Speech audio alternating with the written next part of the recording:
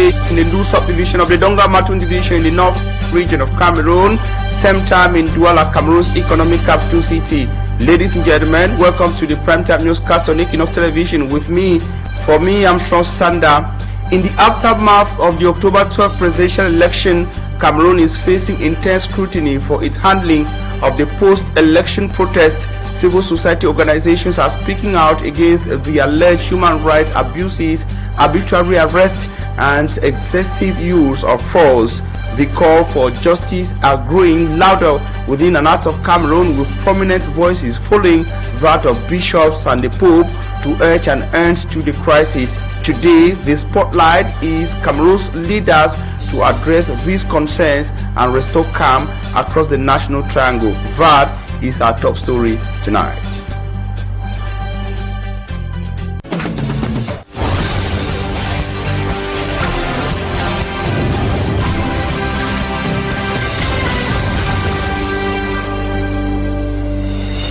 Once again, thanks for joining us on the primetime newscast on Equinoxe television. Thanks for choosing to be informed by Equinoxe. Now we're starting on human interest to say that a 2-year-old child has been burned to death at the Ntam quarters, that's in Kumba, Free subdivision of the Meme division. We are in the southwest region of Cameroon. The death of Shalom Caleb has been linked to poor electrification of their residence by technicians in the area. The 2-year-old child was buried immediately after the unfortunate incident. Simat Jikan Gabriel has more in the following reports.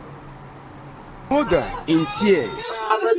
She has just lost her 2-year-old child, Shalom Caleb, in a fire incident that occurred at the Ntamkwata, Kumba 3 subdivision. According to one of the friends to the mother, the fire incident is linked to a poor electrical connection, which was precipitated by the unstable electricity supply in the neighborhood. The eldest child was a witness of the incident. We were all in the room sleeping. The mother of the kids went to the hospital. Suddenly, I saw smoke in our room. As I looked up, I saw fire. That is how I managed to remove the 2 kids outside. But unfortunately, the kid died on his way to the hospital. The incident that caused the life of the 2-year-old happened in the absence of the mother. I was told about the accident of my landlady's child. Since I had nothing doing, I went to the hospital to visit the victim. Not up to an hour after my arrival, I was called by a strange number informing me of a fire incident in my house. As I came, I saw my child being transported to the hospital. So I followed them, only for the child to be declared dead in the hospital. The incident took everyone in Tamkwata by surprise. Amongst the numerous mourners was the mayor of Kumba 3 subdivision. It was an occasion for him to call on the inhabitants to use qualified electricians to do the work, as he blamed the incident on poor electrification. We are certain that an electrical fault caused the inferno because the people use unqualified technicians to do their electrification. It is one of such poor connections that has brought to an end the life of this child. Shalom Caleb was immediately buried because his body couldn't be kept again for another hour. A woman in distress over the loss of her children's affection and marriage that turned into a living hell. Celine, who is the lady's name, as we got her marriage shattered by what she says is an unfortunate overturn of the husband's behavior, a sudden change that to her turned the marriage into a living hell. We have details with Immaculate Fogwe. From love to hatred, this is a story of Celine, a young girl whose love life turned sour after she was transformed by her ex-husband into a punching bag. Celine, whose marriage turned into a nightmare, attributes her husband's sudden change of behavior to his new lifestyle. Everything began well in our marriage. He was loving and kind. All of a sudden, he changed. He started keeping late nights and having multiple girlfriends. So, when I began to complain about his sudden change of behavior, he began beating me. At the beginning, I told myself he would change. Despite all the psychological trauma, insults, beatings and maltreatment, Celine decided to stay back for the sake of our children. Unable to bear it anymore, Celine runs out of her matrimonial home. The day I knew I couldn't take it anymore was when we were at his friend's house whose wife had given birth. His friend hid his hand on the table saying, "Every day I sleep at 9 p.m. but I'm being accused by a woman of taking her husband out every day. Is he a child?" He made it a scandal. Feeling weird, I decided to put on earphones. A few minutes later, my ex-husband asked us to leave. We went to his vehicle, and when I got inside, he beat me up mercilessly. He said, "You don't respect my friends. How can he be talking and you're wearing earphones?" I screamed for help, and those around came to rescue me. The mother of 5, who is mentally drained, says her ex-husband has prevented her from seeing her children. She expresses fear about their well-being, given that the first child is autistic and the last underage. Before asking for a divorce, he promised me that I wouldn't have access to my children, that I'll go back to the streets and get mad, and that he'll make sure I lose everything I have. As she struggles to regain access to her children, she's using her voice to urge victims of domestic violence to flee for their lives before it's too late. That was Immaculate Fogwe on the ordeal of a woman who said her marriage saw a complete turnaround with her husband with an unfortunate behavior change that shattered her marriage. Now she is being barred from meeting her children after she decided to move out of the marriage to save her life. Now we stay within violence related to gender to save her. A social psychologist has reiterated and emphasized to victims of gender-based violence to come out of the shell of fear, shame, and denounce the ordeal as they are confronted with to able to save themselves, but also get others to speak out. Professor Eta Fuda explained to Innocent as the importance of speaking out when faced with gender-based violence. His report.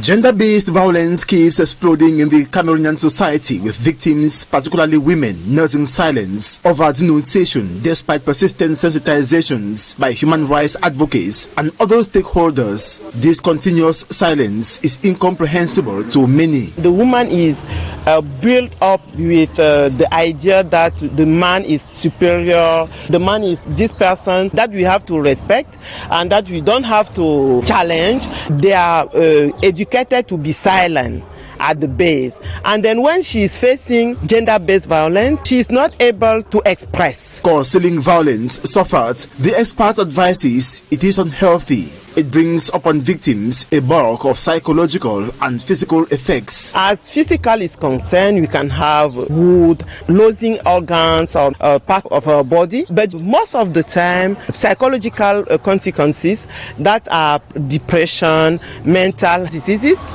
as depression, schizophrenia, and so forth, and emotion disorders. And those emotion disorders can also cause metabolism dysfunction, sometimes getting fat than she is, or she's trouble in the society in her way of behaving and so forth. Sometimes these women can express some violence on her own child, and this expression of violence can destroy the link between family members. While also blaming the silence of the victim's neighbors on different reasons like fear of the torturer, his background, function and entourage, the social psychologist reiterates and emphasizes the need for the victims of gender-based violence to speak out for their protection.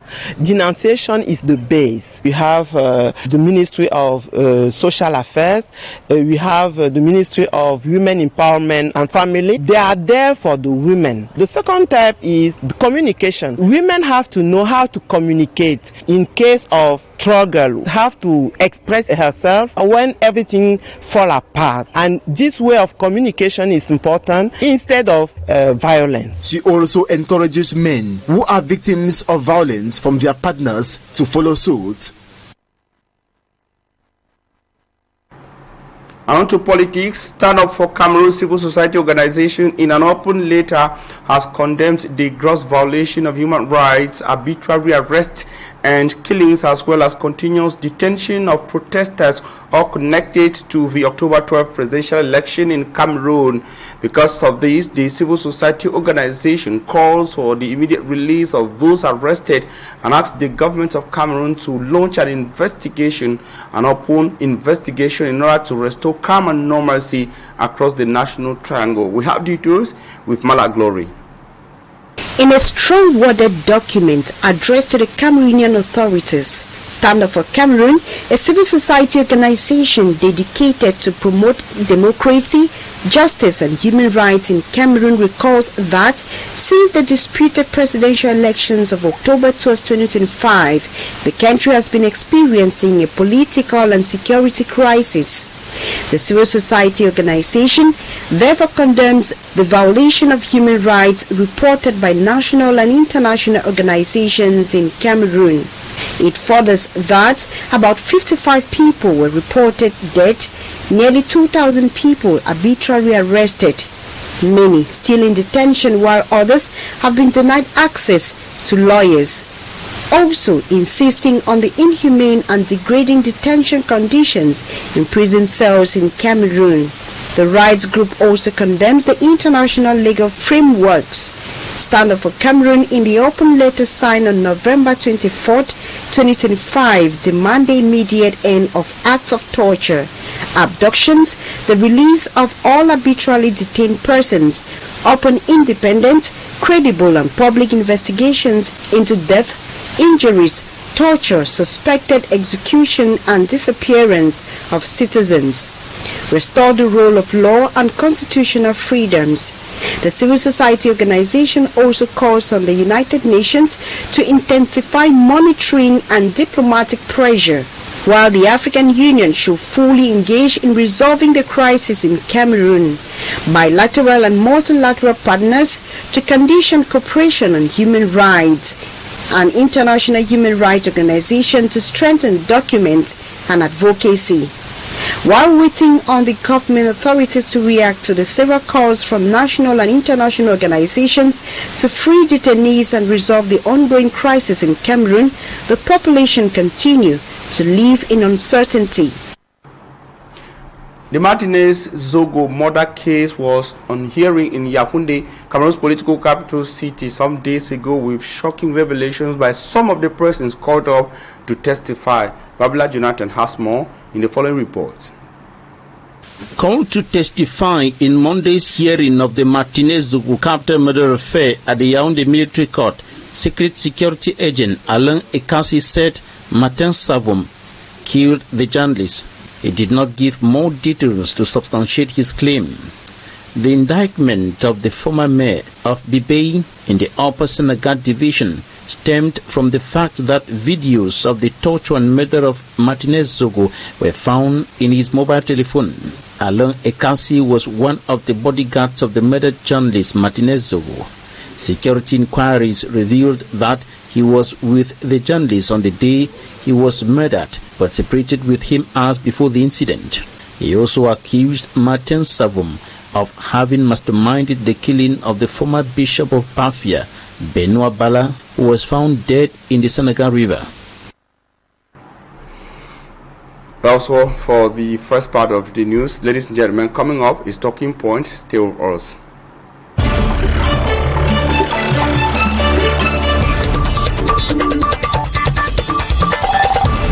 Once again, you're welcome to Talking Points. Our guest tonight is a renowned political figure in Cameroon, a firebrand female political leader, economic operator, and human rights defender. She is the president of the Cameroon People's Party, that is the CPP political party, and the lead coordinator of the Stand Up for Cameroon Civil Society movement. Madame Edith Kawala, good evening. Thanks for accepting to be guest on Talking Point. Good evening. It's a pleasure to be here as usual.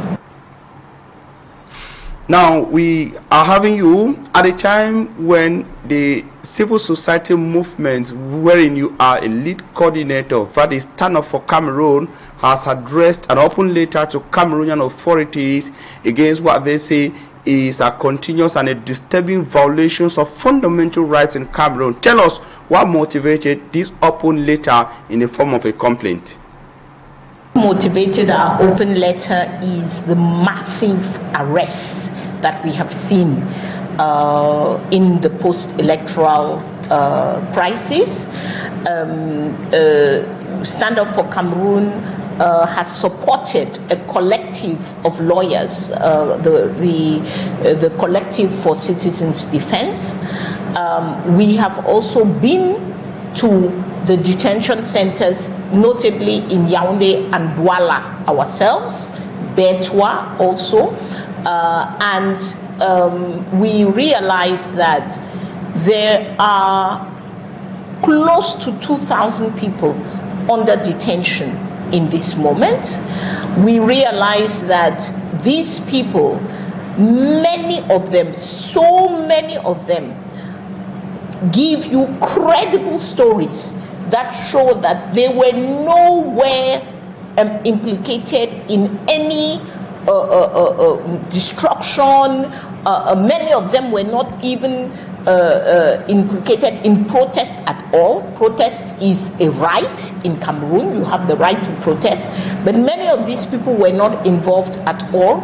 So, and then we have minors in detention. So we see that the arrests were illegal.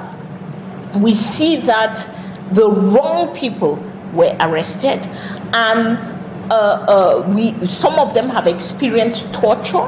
So we are in a situation where these are simply Cameroonians who should be released from. Madam Kawala, what are the exact forms of violations you guys have enumerated, that is contained in your open letter to Cameroonian authorities? I mean, how are they manifested? The first violation is illegal arrest. You know, we cannot live in a country where the state violates the law in depriving a citizen of their liberty. Liberty is the most fundamental right, because if you don't have liberty, you cannot enjoy any other right. You have the right to eat, you have the right to move about, you have the right to employment. If you don't have your liberty, you cannot exercise any of those rights. And so for the state to deprive you of your liberty, one, they should have at least probable cause. They should know for sure that something reasonable is enabling them to think that you may have committed a crime or you may have violated the law in one way or another. Two, this process of arrest there is a legal framework in which it can happen. The state cannot just get up and decide to take you as a journalist, just walk in here, pick you up. No, this is lawlessness. This is we are no longer in a state of law. For the state to pick you up in Cameroon, there are three ways. Either they caught you in the act. In French, they call it flagrant délit. So they caught you while you were committing the crime.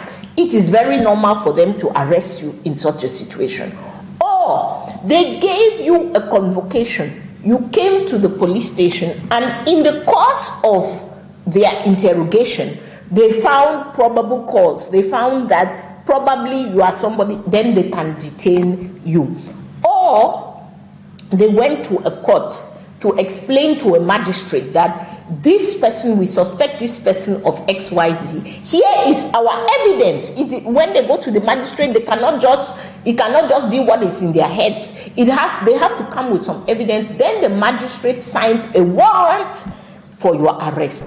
Now, do we have information that the outlined free due procedures are not being respected in the case of the ongoing arrests?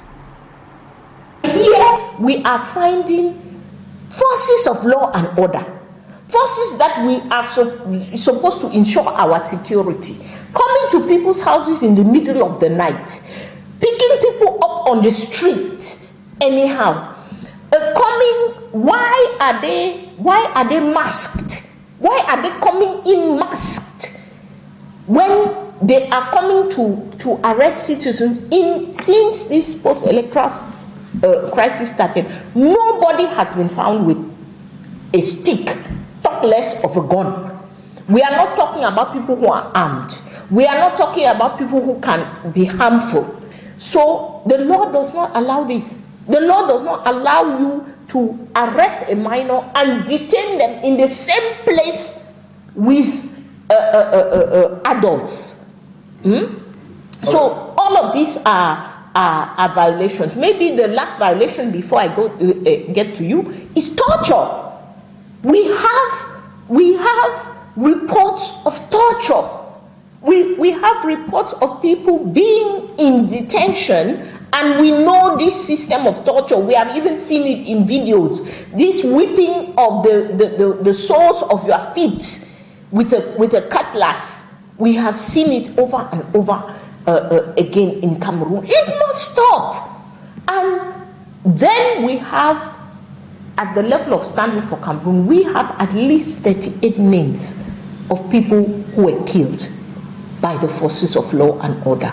We have not heard any word from government about how they are, what kind of inquiry they are opening up. Who gave the order to shoot?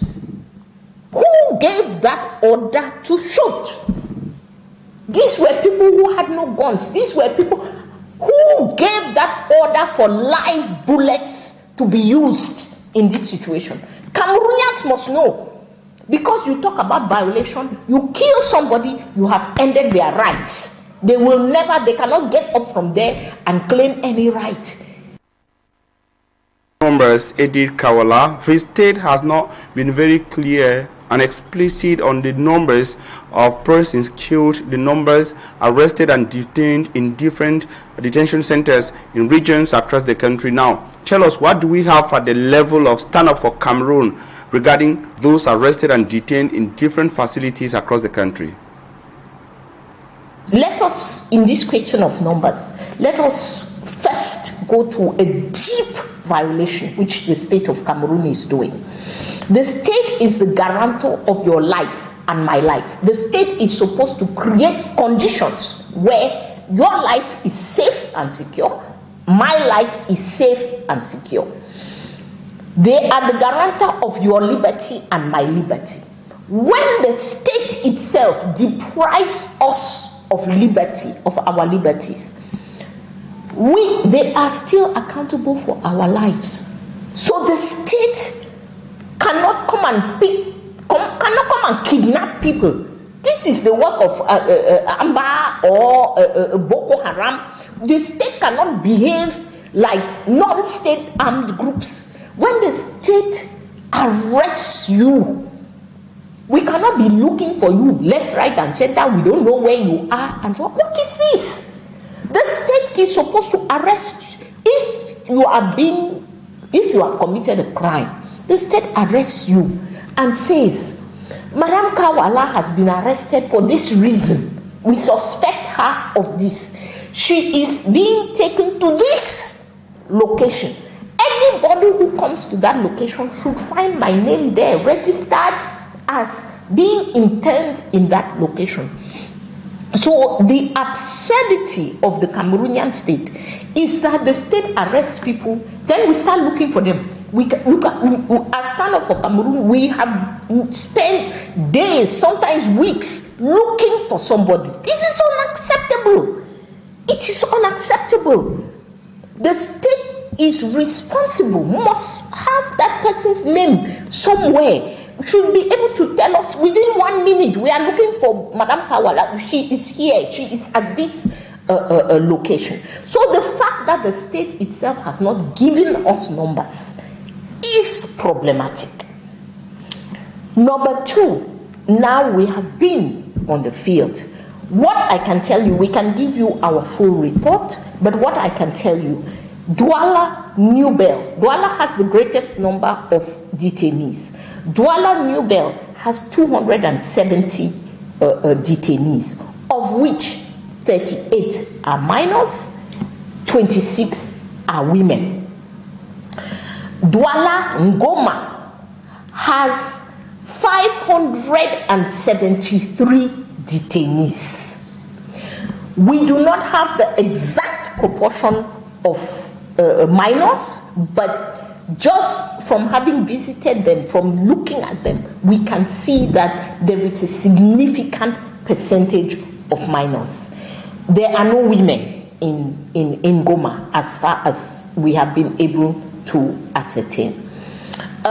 In the city of in Betwa, you have over 300 detainees. In places like Marwa, Garwa, you have detainees. Yaoundé, you have detainees. So when you put all of that together, the collective for citizens defense is giving us figures of 1,900 plus detainees. So almost 2,000 people, at least. We say at least because we are well aware that these are the ones we have been able to visit, we have been able to identify. There are more. There are more. And this is unacceptable. Thank you. That's much, Madam Edith Kawala. Now, what's been the socio-economic impact of the current post-electoral instability on Cameroon as a nation and Cameroonians? Now, unfortunately, we might not be able to have her and again to get from her what they are expecting the Cameroonian authorities to do as contained in their open letter addressed to Cameroonian authorities, wherein they decried persistent right violations in Cameroon. Ladies and gentlemen, we're going to be putting an end to this edition of the Primetime Newscast with that question from Edith Kawala. Thank you immensely for your keen attention. Stay in the company of interesting programs on Equinoxe. As for the 6 p.m. news, rendezvous tomorrow, same time on same frequency.